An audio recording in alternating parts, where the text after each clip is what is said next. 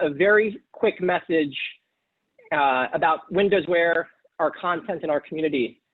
In regards to our content, we all see what's happening in our world right now.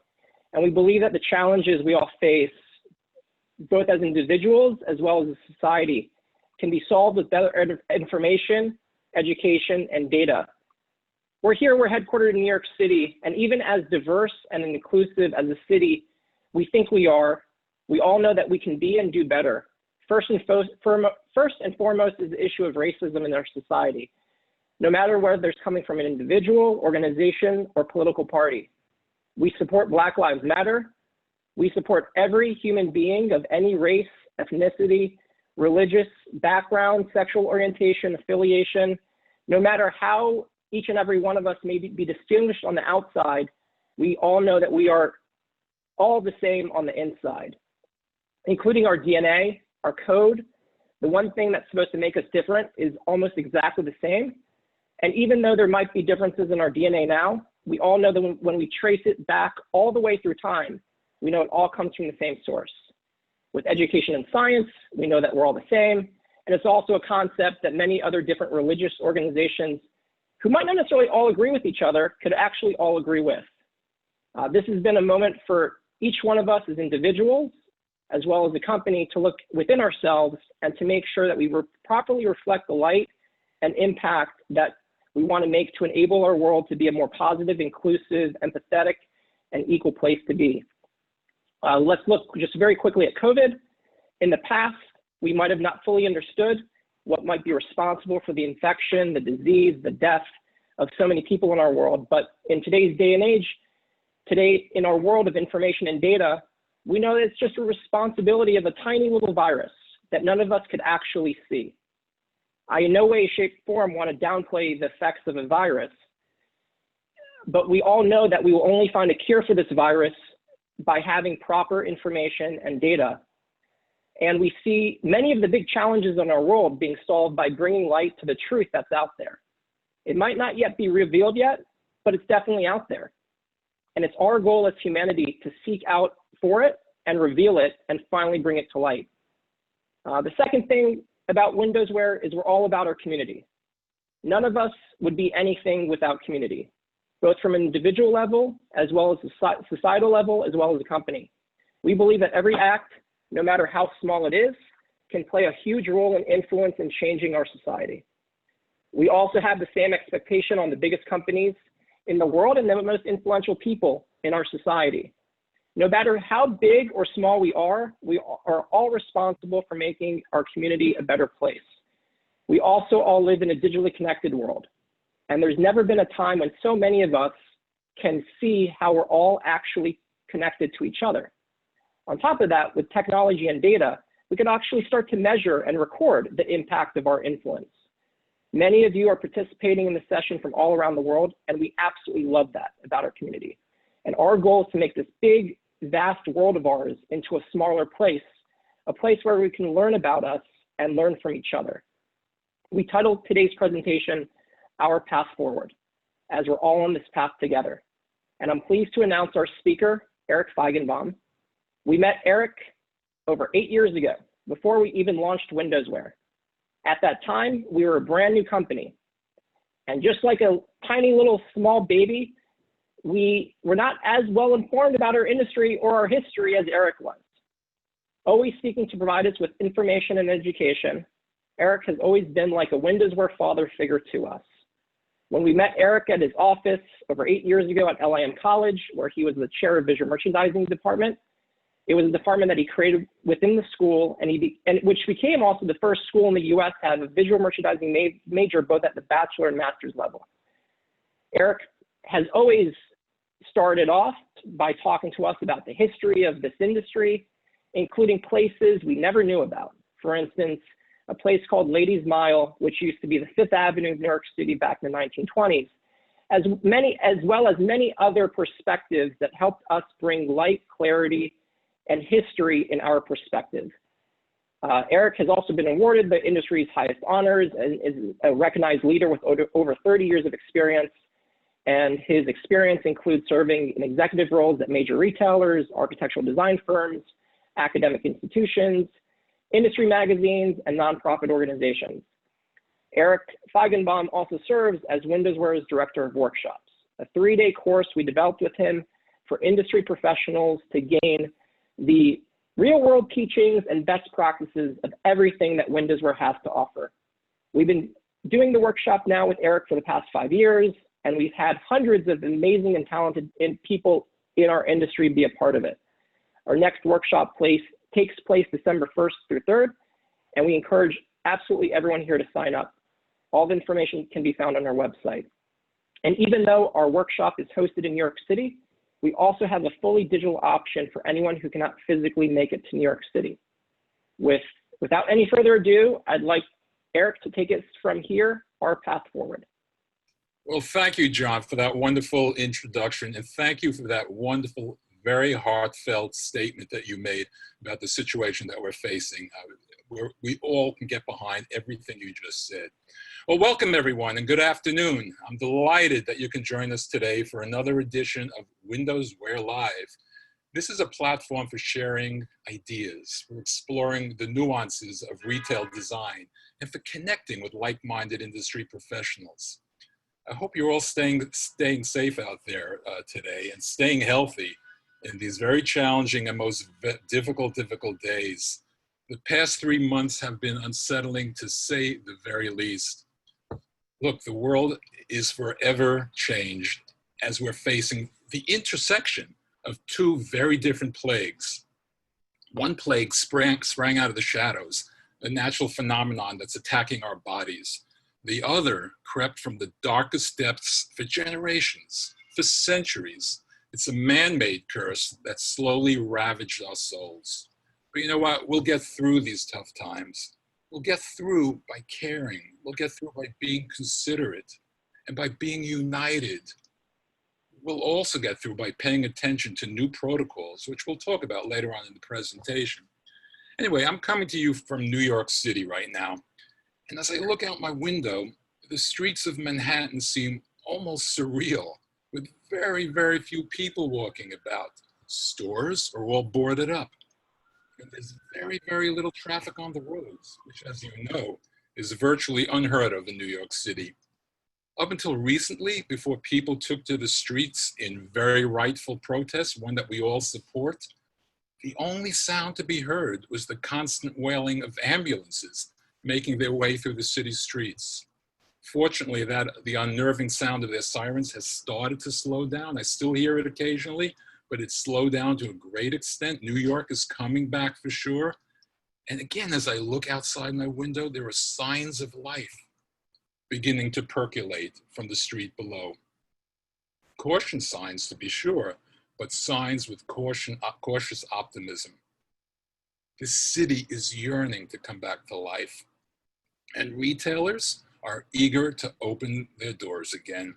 So our topic today is both relevant and very timely, I believe.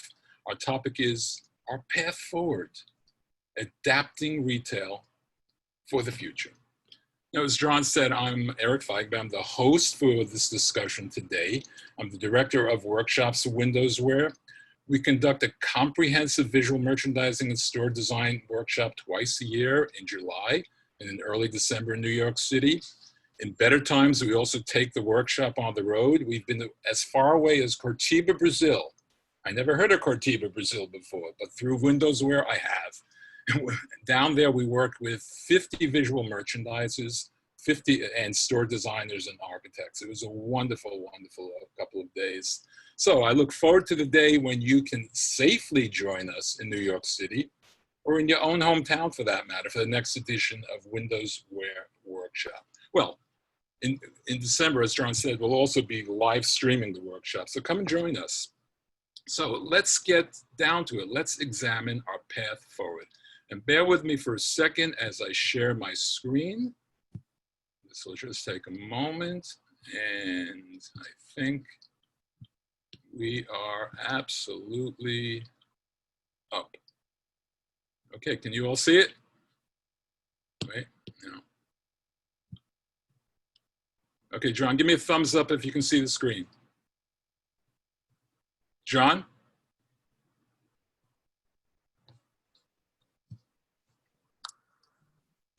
We can see your screen, Eric. Okay, great, great. Okay, our path forward, adapting retail for the future. A path forward, to me, it could be defined with 3 words. And those words are creativity, adaptation, and innovation. The image you're looking at on the screen is Dior's virtual store. It's modeled after an existing store on the Champs-Élysées in Paris. You can actually navigate this store from the comfort of your living room. You could walk through the store, you can click onto any product on the wall or on a shelf, and you would see product information, and you could actually make a purchase. So to me, this is creativity, it's adaptation, and it's innovation. This is the path forward. But there are 2 other words that I think are as important, maybe even more important. The last 2 years, I've been traveling around the world speaking to retailers about these 2 words, caring and empathy. Care about your customer, care about your employees, care about your community.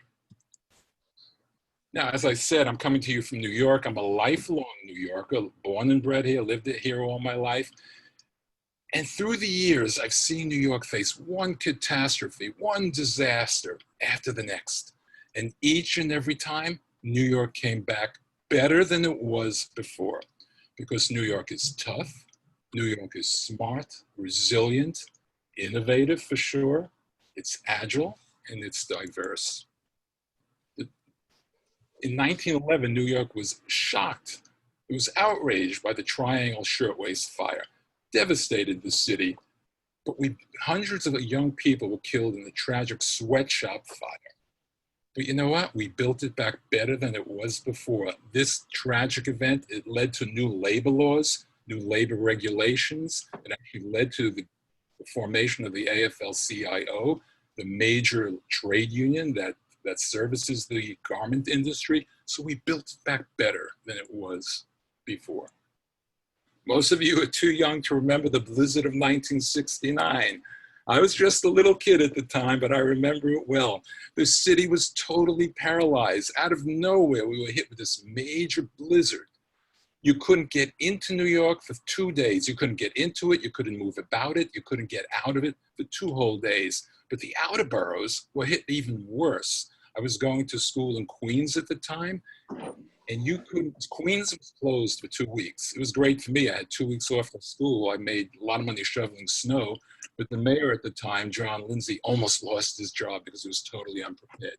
We built it back better than it was before. We were never so unprepared for an event like that. 1969, the Stonewall riots infuriated New York.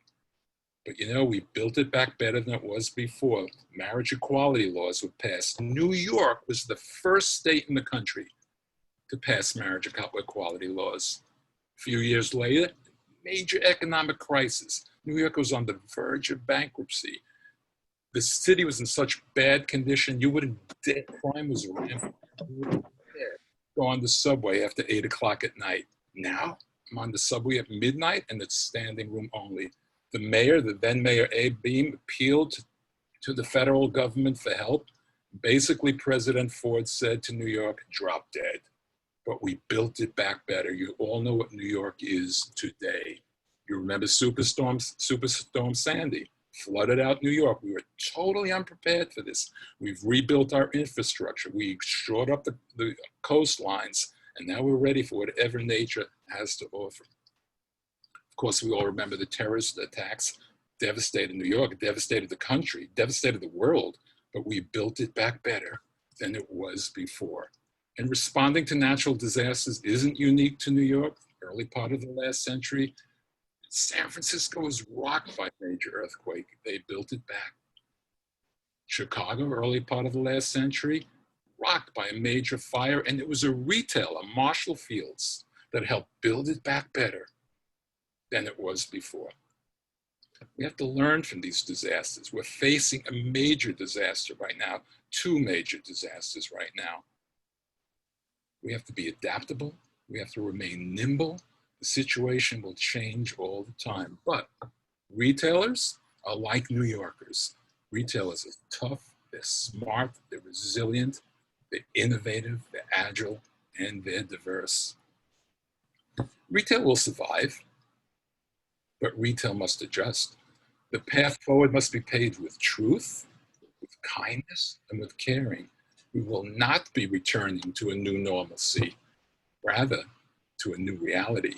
We'll not move backwards. Who wants to move backwards in life? We'll move forward. Life begins anew. If we're smart, the new reality will be a better place. So look for the silver lining. Look for the silver lining in this terrible situation we're in right now. This is an opportunity to right egregious wrongs.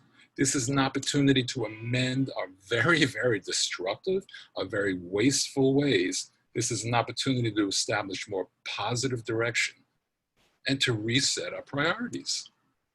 Clearly, the road back begins, we all know this, with the health and safety of the community. We must protect our customers and protect our employees as well, while still opening a conduit of connection to the brand. Our path forward continues by understanding the customer. Understand their wants, their needs, their concerns, certainly their challenges. Understand their fears. They have plenty of those today. And as always, understand their aspirations. Retail has always tapped into the aspirations of the customer. Give customers a reason to come back to stores. Let people know that your doors are open. Let them know that it's safe to visit your store again. And guys, think safe retail. Forget fast retail. We want to restore customer demand and confidence through marketing and through a robust in-store experience. Have opening events, have store promotions, have personalized offerings for your customers. Examine the wants and needs of the community in these very uncertain days. What do customers want? Consumers value the comfort of home right now. Consumers value the efficient setup of a home office. And for certainly, they value the preparation of food. Home learning and health and wellness are now top priorities. Reevaluate the consumption equation. Luxury may struggle, but commodities and core items, they may flourish. So while people stay home, they will spend less on fashion and more on home necessities. Shopper expectations have totally shifted from experiential retail to safe shopping environments. Experience, think about it. Experience with a product offering. People went to the stores for those experiences. Now, safety and wellness are product offerings. The image on the screen is Lane Crawford in Hong Kong. Before a customer can even enter the store, they're tested. Customers also value companies that take care of their employees. Look, employees are very eager to get back to work, but they also want to feel safe and cared for by their employer and by retailers. Everything begins, as we go forward, everything begins with customer service. Customer service is more important today than ever before. Customers want brands that care about them and brands they can trust. And trust creates brand loyalty. It's now become imperative for all retailers to provide customers with peace of mind and a sense of well-being. Everything you do must have the customer in mind. Let's face the fact that customer behavior, well, it's changed forever. So the customer experience must reflect that change. In the post-pandemic world, retail stores will look quite different than what was once perceived as normal. Focusing on wellness has become more relevant than ever before. In adapting to a new reality, effective store design is now a health priority. The focus must shift from designing for density to concern for the health, safety, and well-being of the community. Provide a feeling of safety, both psychological and physical. It's critical to build trust in terms of safety, in terms of cleanliness, in terms of the maintenance, restore credibility, and restore customer confidence. Communicate safety efforts even before customers walk into the store. Provide online updates on a daily basis, as well as messages at the front door, and make any changes or any new rules perfectly clear to your customer. Let them know exactly what you're doing to keep them safe. We need to meet customers where they are instead of them coming to us. You know what? It's pivot or perish. It's revamp or retreat. It's embrace e-commerce or go away. Shopping is now desktop to doorstep without leaving the comfort and the safety of home. It's not a transformation. This is an evolution. This is a natural evolution. This makes nothing but sense. The times demand a cultural shift from reactive responses to proactive strategies. Think about it. The businesses that won't survive, for the most part, are the ones that were already outdated. Think back before the pandemic. We all know that so many stores were closing. Who were the stores that were closing? For the most part, stores that were doing the same old thing that they were doing for 50 years. Be proactive. J.C. Penney said this, I'm talking a lot about change. This is what J.C. Penney said. He said, change is vital. Improvement, the logical form of change. So build it back better than it was before. Look at this as an opportunity. Don't waste the opportunity of a disaster. Make it better. Digital retailing enhances connectivity. It allows us to understand the customer. Without it, there's no way of connecting. Customers come into the store and they leave. There's no way of knowing why they come in or why they stopped coming in. Digital commerce is now the backbone of business. Consider the Dior virtual store that I started this presentation with. Consider the Dior virtual shelf. Again, it's modeled from their shop on the Champs-Élysées in Paris. It's an online digital presentation. It actually feels, and I've done it, it feels like a store visit. You walk through the store, you navigate through a replication of the environment. You click on products digitally displayed on the shelf, you'll see product information displayed for you, and you could actually make a purchase. This is brilliant. So we know that digital is part of any strategy, but it's now more accelerated than planned. This clearly is the future of retail. However, that's a big however, don't forget, the physical store is still the most important touchstone of the brand. Sure, stores must accelerate their digital presence, but when you do, don't just think about ROI. Don't say, well, what is this going to do for me in 6 months? Don't consider ROI, consider survival. This is a matter of existence. ROI is very short-term thinking. Be strategic in long-term activity. Digital must become part of the operating system, not just another project that you're involved with. Think long-term. It's critical, however, to align online strategies to a robust physical presence. It's not technology for the sake of technology, but rather to provide extraordinary value and convenience for the customer.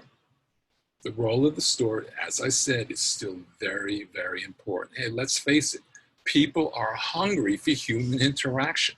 People want to go back to the stores. So provide the full scope, provide every avenue you can for them to connect with your brand, not just one platform. Give them options. People who never shopped online before are now becoming hybrid shoppers.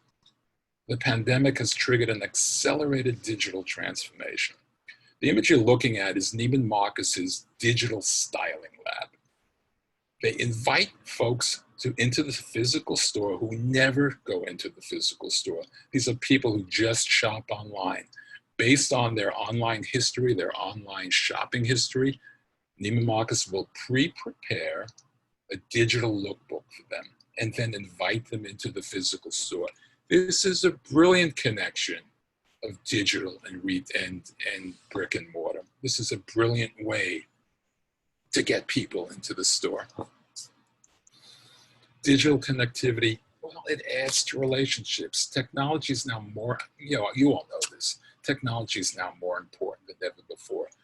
It's an existential matter though, and it's an extension of the brand. Digital is a customer communication and feedback module. It allows for real-time dialogue between retailer and customer.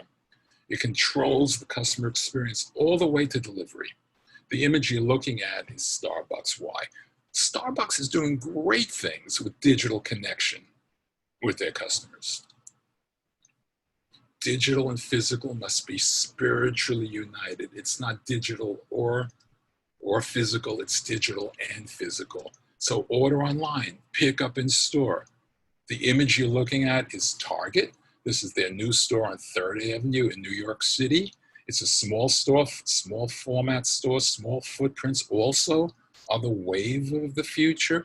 As soon as the customer walks into the store from the entrance on 3rd Avenue, they're engaged with the customer order pickup counter. Order online, pick up in store. Curbside order pickup, click and collect. It's neat, it's clean, it's efficient, and right now it's safe. And once again, Target is really leading the charge with this. People today hope to avoid crowds. Basic and obvious adjustments must be made because of this, and beginning with modifying store hours. We really have to regulate that. Limit occupancy levels. You know what? Store occupancy levels, that could be the most critical health and safety measure that a retailer can make. Obvious things, eliminate handles and knobs. Customers will feel reluctant to touch anything. Handles and knobs, easy to eliminate. Doors can be made to push open without touching handles or open automatically with the wave of the hand. So eliminate any handles and knobs. Create a decompression zone. I've been speaking to this to my students at FIT for years. Don't hit them immediately in the head as soon as they walk in with stuff. Create a decompression zone at the entrance, and that's more important today than ever before. Allow for a smooth transition into the store, smooth and clean transition.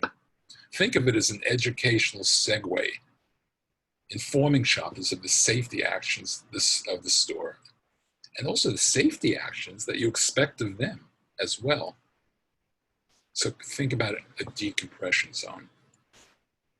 Many store suppliers are responding with new fixtures for the store entrance. Here, Display and the EC Studios has come up with some fixtures to be positioned right at the front door. One is a people counting camera system, allowing management to know how many people are coming into the store at any given time. Also positioning hand sanitizer dispensers right at the front door.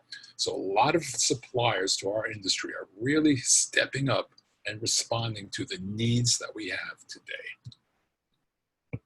Store aisles, they should be one way to maximize social distance spacing between customers. So develop a very defined wayfinding and circulation path or system. And as you do that, always watch your the 6 feet they talk about in terms of social distancing. And you could use carpet design to promote social distancing, particularly in your offices. We have to do everything we can to help people stay safe. Rethink spatial requirements for customer comfort and for customer safety. The personal space required between shoppers at checkout areas, well, guess what? That may be up to 5 times greater than it used to be. So distance fixtures for safe browsing. And this image really demonstrates that. There's a lot of space between those fixtures. Use different materials. Think about smoother surfaces that discourage live organisms or live viruses. That can mean using fewer wood surfaces, as well as considering different paint textures that are smoother and healthier. Consider copper fixtures. Copper has long been recognized as a material, or long documented as a material that has antibacterial properties. So really rethink of the surface treatments that you're putting into your store. Maintain your aesthetic sensibilities, though, at all costs, for sure. Check out free or cashless transactions. Reduces contact with surfaces. Reduces contact with cash. Nothing is dirtier than money. And who's leading the charge there? It's Amazon Go. You come into the store, you do not have to touch anything. To get into the store, just flash your smartphone on the sensor, the gate will open, it will let you into the store. You don't have to touch anything. The only thing you will touch is the product that you pick up. You pick it up and you walk right out the door with it. Truly amazing. I've done it, it's cool, it works, it's clean, it's safe, it's efficient. And again, Amazon Go is leading the charge with that. So, contactless commerce, safe, no-touch interactions. Think about glass or plexiglass partitions between your customer and your employees. Minimize high-touch items. Consider digital styling boards. Consider virtual events. So cashless transactions, mobile payments, and Amazon Go is leading the charge. Beauty departments, no touch consultations. You can't try on color anymore. As I think Jolene said at her last presentation, thank you, Jolene, test products on paper pads with a diagram of the face, and they can take the diagram home with them. Above all, we have to revamp and rethink fitting room protocol. Creating sterile fitting rooms is a must. All clothing needs to be sanitized publicly before it's tried on again. You must rethink fitting room protocol. Eliminate impulse displays. We want to keep the line moving. Have fewer checkout line temptations. Keep checkout quick. Keep checkout simple and sanitary. Stay flexible. This is not, I said this earlier, this is not change for the sake of change. The rules will continually change. Expectations will continually change. That's the way of retail. That has always been the way of retail. We're all about change. But instead of making permanent brick and mortar changes, allow for things like store layout to be very easily modified. Consumer demand will take a different turn. I guarantee it. Be ready for it. What did I say earlier? Be proactive. Know what's coming down the pike. It takes a village. It's a retail marriage. A healthy balance of operation and health begins with redefining our relationships and partnerships. All too often, the common perception that retail is about two different touch points, two different people, the retailer and the customer. But there are so many hands along the way. There's so many partners along the way. Sure, it begins with the retailer, and then there's the landlord.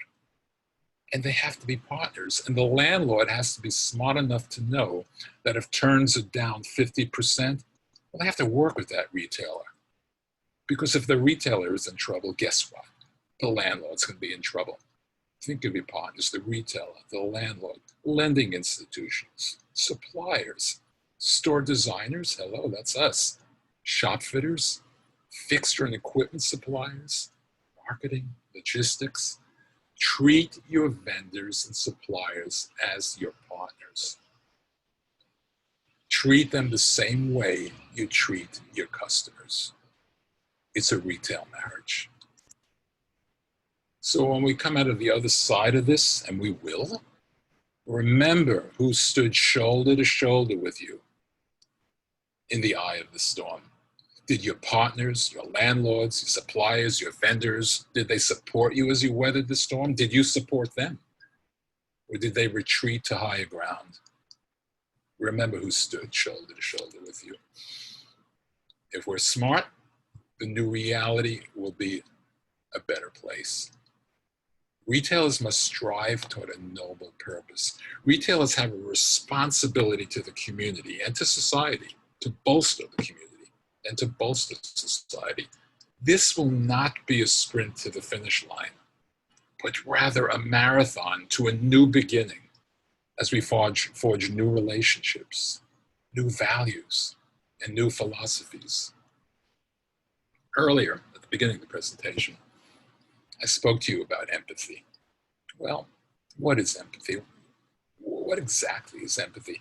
Empathy means putting yourself in another's shoes and truly identifying with their situation. John spoke about Black Lives Matter. We need to do that. We need to put ourselves in other people's shoes and understand what they're going through. We need to understand what our customers are going through as well. Truly identify with their situation and be sympathetic to their situation. So, going forward, ask yourselves 3 simple questions. What would the world miss if you didn't exist? The path forward. The path forward, you have to ask yourselves these questions. What contribution did you make to the community? What impact have you made on the world? Remember the words of Charles Darwin, who spoke about survival of the fittest in 1809. It's over 200 years ago. Retailers, are you listening to Darwin? This is what he said. It's not the strongest of the species that will survive, or the most intelligent, but the ones most responsive to change. Change is all around us. Change has always been part of the fashion industry, but now more so than ever. The ones that will survive are the ones that are most responsive to change. We're going through great change now. It's clear, it's obvious, it's painful. We will emerge stronger on the other side, I guarantee it. So I'm going to leave you with the words of President John F. Kennedy. And this is what President Kennedy said.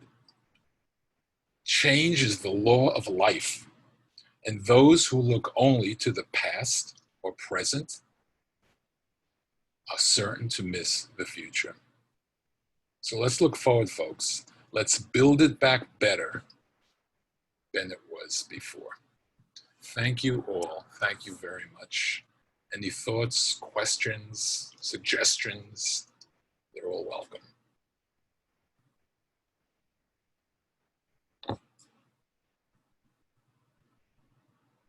Anybody? Okay, folks.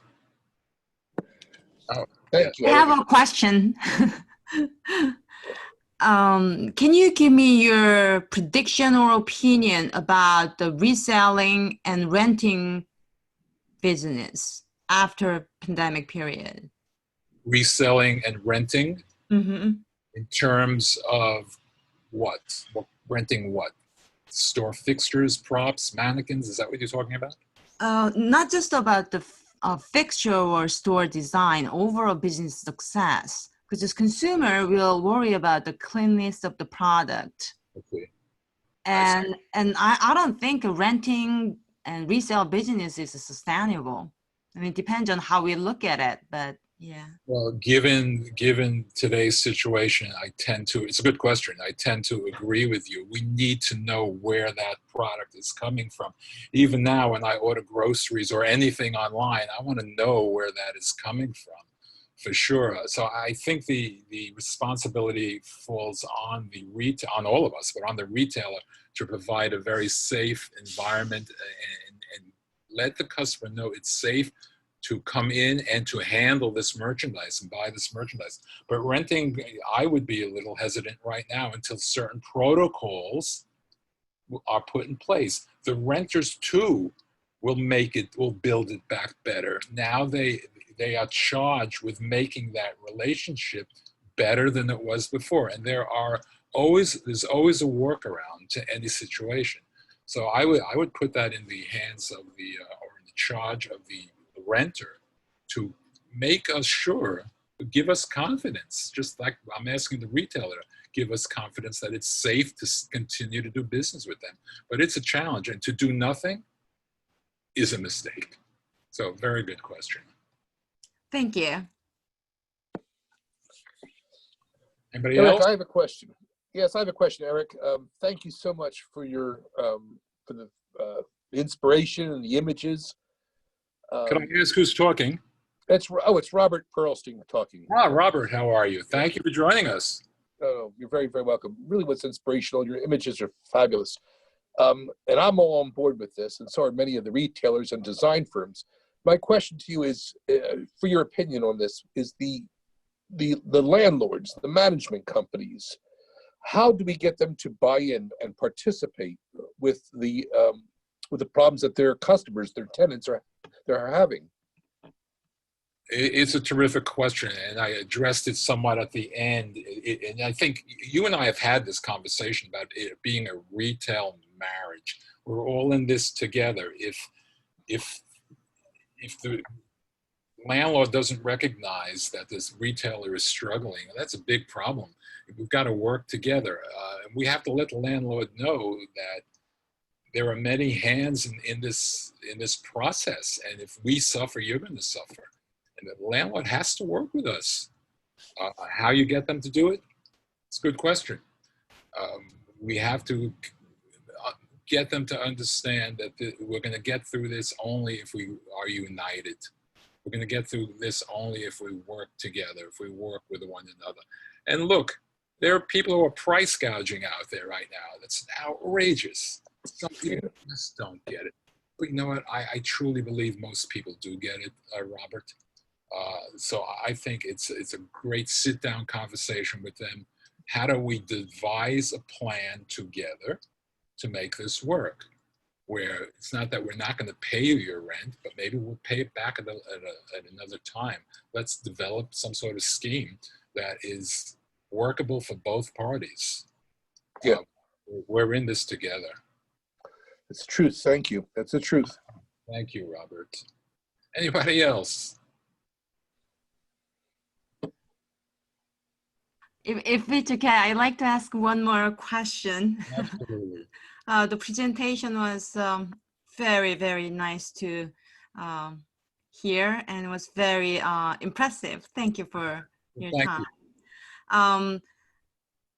Through your presentation, retailers are now recommended to restructure their physical store to meet the demand of consumers and the safety of regulation. But then the cost of rent, the space will not much change. They will not, it doesn't seem to go down in the future. Then do you have any advice how they can balance the cost of the space, and they're utilizing much less space because of the requirement of this social distancing? Mm-hmm. Well, this dovetails into Robert's question. I mean, we really have to sit down in partnership. The trend going forward clearly is smaller footprints, smaller stores, and this was even before the pandemic. And actually, Target is just a great example. No way they could have entered the New York market with their 300,000 square foot stores. So what they've done in Manhattan, they've opened up much, much smaller stores with lower rent, 30,000 square feet, 25,000 square feet. I think they have 5 locations in Manhattan. So it's partnering with landlords. It's looking for the right space. They found, I mentioned the space on 3rd Avenue and 70th Street. They did so much research before they selected that space, understanding who lives there, what are the needs of that company, of that community, and they didn't just cookie cutter another store which had red as the main design. They researched the neighborhood. They understood what it was, and even down to the surface treatments reflected the nuances, the nature of that community. They understood that it was a community where people quickly got on the subway, ran to work. They quickly wanted to just stop off and buy food. They've been brilliant in terms of adding food to the equation. I said earlier in the presentation, understand what people want today. People want to set up a home office. They want a safe environment at home. People are so into food. Target, again, is leading the charge. I mean, so many people couldn't get food in the early days of the pandemic. They went to Target on 3rd Avenue. So, yeah, you're gonna have to work closely with landlords. You have to find the right space. And hopefully people will understand we're all in this together. And it's all a partnership. We're facing brutal, this is a defining moment for our country, for the world.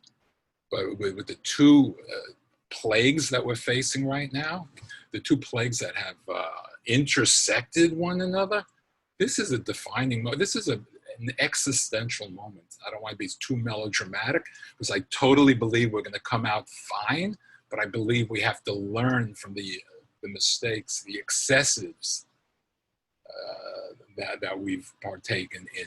We have to be a lot smarter going forward. So thank you for 2 great questions. Really appreciate it. Thank you. Our workshop, we'd love to have you. Anybody else? Any questions? Well, thank you all then for anybody else? Any other questions? Okay, we're almost out of time anyway, so thank you all. I hope you enjoyed, and I look forward to better times when we could possibly meet up in New York or in your own hometown. We will get through this. Things will get better. We just have to be smart. Thank you all.